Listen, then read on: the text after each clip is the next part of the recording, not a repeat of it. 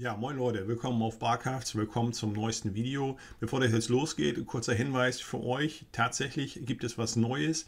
Ich habe vor kurzem das erste eigene Forum in Betrieb genommen, und zwar das Barcrafts Forum, wo man sich austauschen kann über Themen, über Videos, über den Zweiten Weltkrieg, über alles Mögliche. Also es ist quasi das, was ich mir schon immer erträumt habe, und da könnt ihr Mitglied werden, ihr könnt da mit reinrutschen, ihr könnt da euch austauschen mit anderen. Das macht ihr ja schon sehr, sehr viel in den Kommentaren, aber in dem Forum wird es alles ein bisschen einfacher. Und ich habe das auch so strukturiert, dass es sich selber tragen soll zu einem Selbstkostenpreis. Das heißt, es kostet tatsächlich Geld, wie alles auf der Welt, aber mit 1 € im Monat, und das für 12 Monate, also 12 € im Jahr ist der Beitrag. Ich würde mich freuen, wenn ihr da mit reinschlittert und ein Teil der Barcrafts-Familie im Forum werdet und euch da mit mir und anderen austauscht. Also geht mal rein, schaut euch das an, und dann hoffe ich, dass wir uns im Forum sehen. Bis dahin, macht's gut.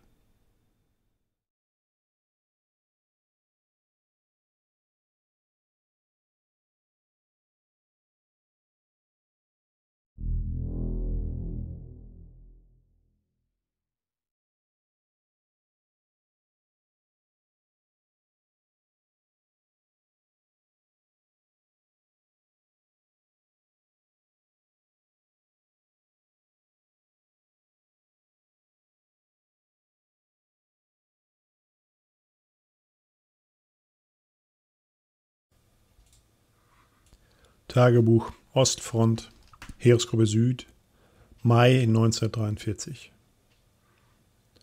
Ich schaue den Schützenpanzerwagen nach und muss an die Männer denken. Die beiden schwer Verwundeten werden es nicht schaffen. Die Wunden, die durch die großen Splitter gerissen wurden, konnten wir kaum mit dem Verbandsmaterial stopfen, das wir dabei hatten. So viel Blut hat ein Körper nicht. Und irgendwann ist dann auch mal Schluss. Die restlichen Pioniere gehen stoisch wieder an die Arbeit. Die haben sicherlich auch schon viel gesehen. Sie räumen weiter die Minengasse und haben nicht mehr ganz so viel Arbeit, da viele der Minen schon durch den russischen Beschuss umgesetzt wurden. Nach einer Ewigkeit wird die Gasse als durchfahrbar erklärt und wir schieben uns vorsichtig weiter vor. Es knallt nichts und die restliche Kampfgruppe fädelt sich ein. Wir müssen hintereinander fahren und können nicht aus der Spur heraus. Und wie bestellt kommen nun auch die Russenflieger angerauscht. 3 Ratters kurven auf uns ein und wir können uns nur mit einer Punktverteidigung helfen. Nach links oder rechts ausbrechen geht nicht. Zu groß ist die Gefahr, nochmal auf eine Mine zu fahren. Die SPW feuern schon mit den MGs auf die Flieger und die Halbketten müssen noch die Geschütze feuerbereit machen.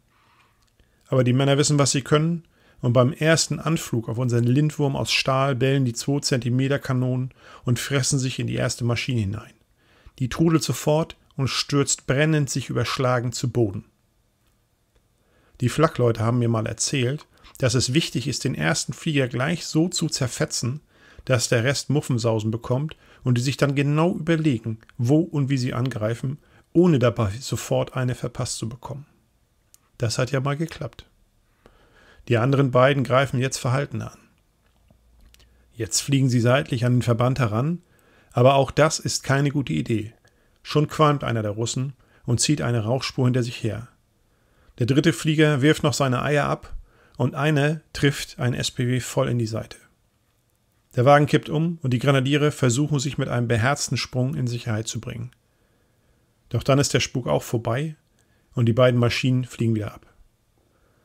Der Schützenpanzerwagen ist wohl hin und wie durch ein Wunder sind alle nur leicht verletzt. Die Bombe ist in einen Krater gefallen und dann war der Druck zwar noch hoch, aber die Spreng- und Splitterwirkung wurde gedämmt. Die Männer werden schnell verarztet und klettern auf die Wagen der Kameraden. Das sind harte Männer, da stört so ein Kratzer wenig. Das ist mal wieder so ein Tag, wo es von der roten Speisekarte alles gibt. Artillerie, Minen, Pack und Flieger. Mal sehen, was es jetzt noch zum Nachtisch gibt. Wir lassen das Minenfeld hinter uns und können wieder im Breitkeil vorstoßen. Es geht in eine große Senke, fast schon ein Tal, und wir sehen endlich den Fluss vor uns. Dort sollen wir die Brücke sichern und einen festen Punkt errichten. Ich glaube, der Fluss ist ein Ausläufer des Dons, ich bin mir aber nicht sicher. Halten, bis Verstärkung kommt, das ist der Auftrag. Strategisch ein guter Punkt und sicherlich hat die Führung sich dabei was gedacht, uns hierher zu schicken. Wir sind aber vorsichtig, denn neben der Brücke kann man einzelne Häuser und auch Fahrzeuge erkennen. Ich leihe mir das Fernglas vom Kommandanten und versuche angestrengt Einzelheiten zu erkennen. Sehen mir nach BA aus, die Radfahrzeuge, die uns immer wieder piesacken, wenn wir die im Frontbereich haben. Schnell ran, schnell weg. Schwer zu treffen, weil die schnell und ohne Rücksicht fahren. Wir halten an und über Funk werden die Panzer III vorgeschickt. Wir halten uns dahinter, um die Reichweite unserer 7,5er voll ausnutzen zu können. Jetzt kommt Bewegung in die Bude und der Russe scheint zu merken, dass wir es auf die Brücke abgesehen haben. Ich versuche weiter durchs Fernglas zu schauen, aber der Panzer wackelt zu stark und ich gebe es auf. Ab in den Turm und Klappe zu. Der Kommandant steht noch im Turm und wir sind noch weit genug entfernt, dass er auch dort stehen bleiben kann. Jetzt bellen die Kanonen der Panzer III los und schießen die ersten Häuser in Brand. Der Russe geht in Stellung und wir bekommen sogar Mörserfeuer. Ich kann keine Stellung entdecken. Die Panzer III unterlaufen den Geschosshagel und wir suchen die Mörserstellung. Tatsächlich sehen wir dann gut getarnt im Südosten die Feuerstellung und die Kratzschützen zusammen mit einem Schützenpanzerwagen jagen in die Richtung. Wir bleiben erstmal bei ca. 2000 Meter Entfernung stehen und warten ab. Nun kurven schon die ersten BA auf unsere Panzer III ein. Unsere rochieren aber gut. Fahren, feuern und das immer im Wechsel und so haben die 3 Radpanzer keine Chance. Einer nach dem anderen gehen die in Flammen auf und nehmen ihre Besatzungen mit in den Feuertod. Ich denke, die Brücke haben wir. Wir rollen an und suchen uns in einiger Entfernung zur Brücke eine gute Feuerstellung, mit der wir auch die andere Brückenseite unter Beschuss nehmen können. Das andere Ufer wird untersucht, aber hier sind keine Russen zu sehen. Also macht sich die Kampfgruppe daran, die Stellung an der Brücke gegen etwaige Angriffe zu verteidigen. Die Halbketten werden so aufgestellt, dass die Flieger, sollten sie dann angreifen, nicht an uns herankommen können. Die Grenadiere bauen Stellung auf beiden Brückenseiten und der Kampfgruppenführer stellt die Panzer strategisch gut auf, dass wir eine sehr gute Abwehr gegen Angriffe auf unsere Stellung haben. Die restlichen Häuser werden durchsucht und schnell sind Möglichkeiten gefunden, für die Männer etwas zu essen zuzubereiten. Wir warten erstmal ab und versuchen uns etwas Wasser für Kaffee zu kochen. Hinterm Panzer haben wir eine Zeltbahn aufgespannt und versuchen uns etwas gemütlich einzurichten. Ein Krat mit Beiwagen kommt zu unserer Stellung gebraust und bringt uns Suppe und Brot. Na, das ist doch mal was. Wir schlagen uns die Bäuche voll und wer nicht auf Panzerwache ist, kann eine Mütze voll Schlaf nehmen. Der Kommandant geht zur Besprechung der Offiziere und ich habe das Kommando, solange er nicht da ist. Sicherlich werden wir hier 2 oder 3 Tage warten, bis die Verstärkung und die Ablösung kommt. Es passiert nicht viel. Und wir vertreiben uns die Zeit mit ein wenig Kartenspielen und kleinen Erkundungen der Umgebung. Auch Angriffs- und Rückzugsrouten werden erkundet. Vorbereitung ist alles und wir finden feste Wege, auf denen man verlegen und vorrücken kann. Aber auch ein Rückzug wäre möglich, aber dafür sind wir ja nicht hier. Es wird Abend und die Aufklärer kommen von den vorgeschobenen Lauschstellungen zurück. Bis jetzt ist alles ruhig, aber ich denke, der Iwan weiß sicherlich, dass wir hier sitzen. Er braucht die Brücke. Er braucht sie für seinen Nachschub. Und wir warten mal ab, wie viel er dafür in den Topf werfen wird. Der Kommandant kommt zurück und bei einem Becher Kaffee erklärt er uns die Lage. Wir sind quasi die Ausgangsstellung für einen Zangenangriff, der für die ganze Division entscheidend ist. Wenn wir von hier aus den Russen einschließen, könnten große Mengen an Material zerstört werden. Na dann mal los, denke ich bei mir. Aber der Russe ist ja auch nicht blöd.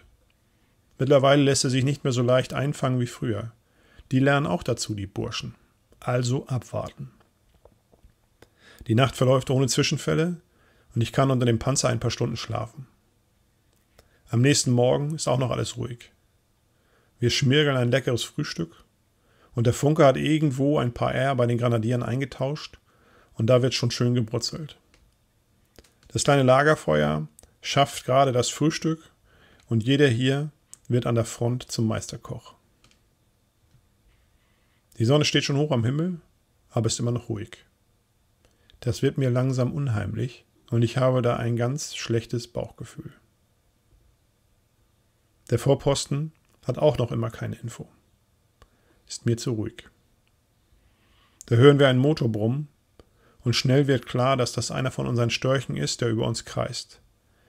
Er dreht dann mit wackelnden Flügeln ab und fliegt weiter gen Osten.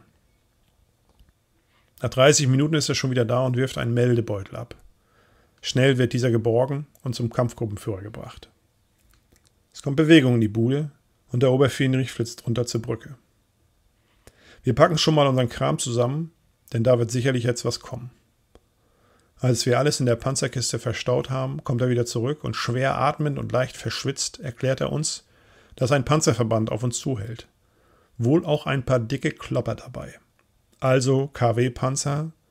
Nun denn, dann muss Rosinante wohl doch zum Tanz bitten. Wir machen uns gefechtsklar. Wir können hier bis 1800 Meter Feindpanzer unter Feuer nehmen. Es sei denn, die kommen durch diese Verwerfung an der Nordseite der Senke.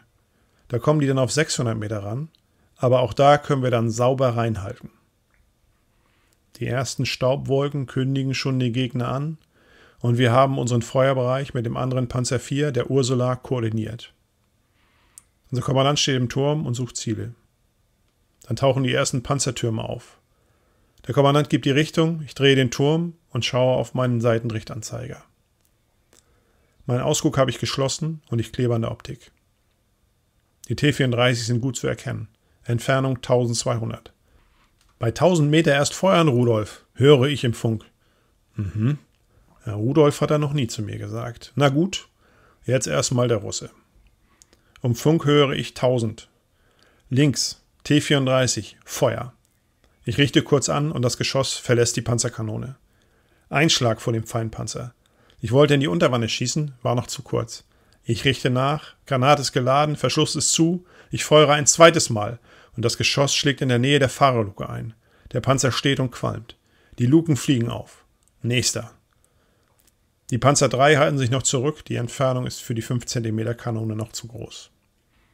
Panzer 800, ganz rechts, Feuer. Ich ziele, Abschuss und Einschlag. Der dreht weg, da ich ihm die Kette runtergeschossen habe. Er zeigt mir einen Teil seiner Seite. Ich visiere wieder an und feuere erneut. Der Winkel war schlecht und die Granate prallt am Turm ab.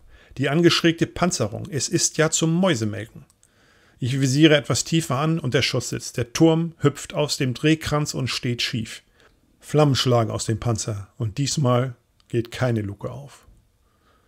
Noch 2 weitere Panzer werden von der Ursula getroffen und die T-34 ziehen sich zurück.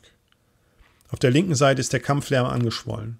Die KW sind nun doch durch die Verwerfung gefahren. Also waren die T-34 nur eine Ablenkung? Die Grenadiere sind schon im Feuerkampf und die 2 cm sowie die Panzer 3 werfen ihre Geschosse gegen den stählernen Koloss. Scheinbar ohne Wirkung. Die KW sind einfach zu stark gepanzert. Nur der Turm ist von unserer Position zu sehen. Ich visiere an, bekomme aber noch keine Feuererlaubnis. Rechts von der Brücke greifen die Russen jetzt auch an. Wellen von Rotarmisten strömen aus ihren nicht erkannten Stellungen hervor und greifen unsere Brückenverteidigung an. Die gut getarnte 2 cm greift in den Erdkampf ein und hält blutige Ernte unter den Angreifern. Der KW schiebt sich aus seiner Deckung heraus. Ich kann nur das vordere Kettenrad sehen. Ich warte. Langsam schiebt er sich weiter hoch. Noch 1 Meter. Los jetzt, dann hab ich dich. Ich höre über Funk den Oberfähnrich rufen. Rudolf, kannst du ihn kriegen? Ich brülle zurück, dass ich noch 1 Meter brauche. Der Kampf tobt unentwegt weiter. Mir läuft der Schweiß die Stirn runter. Ich gehe kurz von der Optik weg und wische mir den Schweiß aus den Augen. Zurück an die Optik. Ich schaue durch. Jetzt visiere ich an. Kurz hinter dem Kettenrad. Ich rufe, dass ich schießen kann. Die Feuererlaubnis kommt und schon fliegt das Geschoss in Richtung des KW. Mist, ein Stück zu hoch. Neue Granate wird geladen. Ich richte wieder an. Mittlerweile ist der KW noch weiter herausgekommen und ich habe ihn voll im Visier. Ich feuere und wie in Zeitlupe sehe ich die Granate, die sich wie ein glühender Dorn in die Unterwanne des KW frisst. Und dann ist nichts zu sehen. Der hat die Granate einfach geschluckt? Das kann nicht sein. Ein Wimpernschlag später zerreißt es den Russenpanzer und der Turm fliegt im hohen Bogen von der Wanne. Das war ein Volltreffer und der Oberfähnrich haut mir auf die Schulter. Da kommt kein KW mehr hoch, der Koloss versperrt den Weg. Die Russen ziehen sich zurück. Wieder eine blutige Nase geholt haben die sich. Aber beim nächsten Angriff kommen die sicherlich mit der doppelten Anzahl Panzern und mit sehr viel Infanterie. Und das wird dann vorher einen Höllentanz mit der Artillerie geben. Ich hoffe inständig, dass bald die Verstärkung kommt, sonst können wir hier schon mal ein paar Birken fällen.